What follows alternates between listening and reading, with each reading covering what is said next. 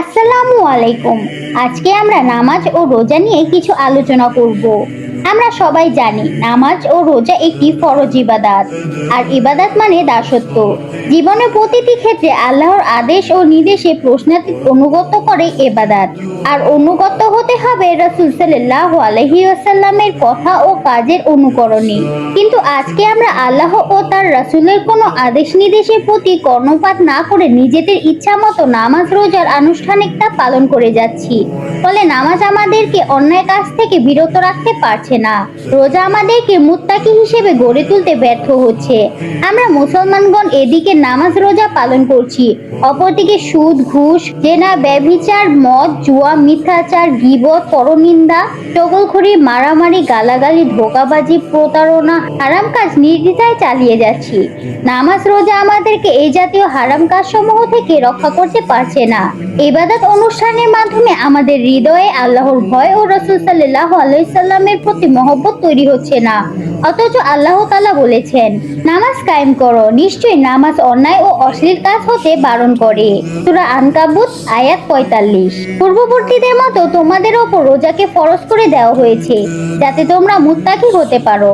সূরা আল বাকারা আয়াত ১৮৩। কিন্তু বর্তমান সমাজে আমরা একই দেখছি, মুমিনগণ নামাজ রোজা করছে, আবার একই সাথে নিশ্চিন্ত মনে পাপাচারে লিপ্ত হচ্ছে।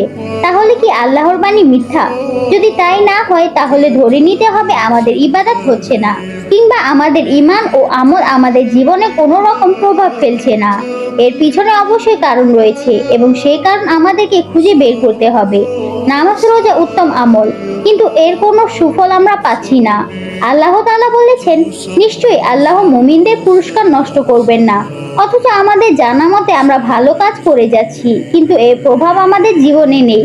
তাহলে কি আমাদের বেলায় রাসূলের ওই বাণী প্রযোজ্য, যেখানে তিনি বলেছেন, তোমাদের মাঝে এমন কতগুলো রোজাদার রয়েছে যাদের রোজা দ্বারা উপবাস থাকা ব্যতীত আর কোনো কল্যাণ হচ্ছে না, এবং এমন কতগুলো নামাজি রয়েছে যাদের নামাজ দ্বারা রাত্রি জাগরণ ছাড়া আর কিছুই হয় না। হায় হায়, এই সকল নামাজি, রোজাদার, অজ্ঞ মুমিন সকল ইবাদত অনুষ্ঠান পরিশ্রম ছাড়া কিছুই নয়।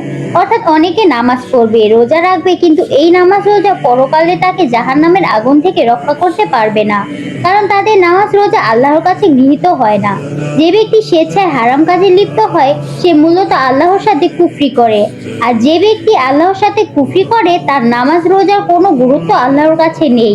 যারা তাদের হৃদয়ে পিতা, মাতা, নেতা, নেত্রী, পীর, ফকির ও শয়তানকে জায়গা করে দিয়েছে তারা মূলত আল্লাহর সাথে প্রতারণা করেছে। তারা আল্লাহকে ধোঁকা দিতে চায় এবং নিজেদেরকে মুমিন বলে জাহির করে। আসলে তারা মুনাফিক, ইসলাম ও মুসলমানের চরম শত্রু।